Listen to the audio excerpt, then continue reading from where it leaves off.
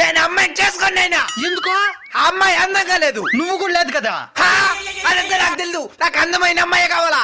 ఇదే మాట ఆ అమ్మాయి చెప్తే ఏం చేస్తావో? నాకు అందం కావాలా. ఎంత కావాలా?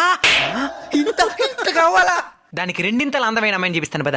ఏంది అందమైన అమ్మాయి అని చెప్పి ఈ చెట్టు కిందకి తీసుకొచ్చినవే? ఈ చెట్టు కింద నీకు జ్ఞానోదయం అవబోతుంది. అమ్మ అందంగా ఉంటదా? మా అమ్మకేమే మహారాణి లాగా ఉంటాది. సరే ఇప్పుడు నిజాలు మాట్లాడుకుందాం. మీ అమ్మ పొలికే నీకు వచ్చింది. నువ్వే అందంగా లేదని ఫీల్ అవుతున్నామంటే మీ అమ్మ కూడా అందంగా లేనట్టే కదా.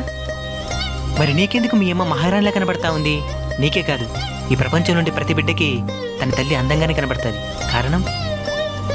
కారణం అమ్మ రూపం కంటే అమ్మ మనసు అందంగా ఉంటది కాబట్టి. నువ్వు అమ్మ రూపం కంటే అమ్మ నీ మీద చూపించే ప్రేమకే ఎక్కువ విలువిస్తున్నావు కాబట్టి. అమ్మాయి అందంగా ఉందో లేదో చూడాల్సింది నిన్ను అమ్మలా చూసుకోగలదో లేదో మాత్రమే చూడాలి. సరే మామ.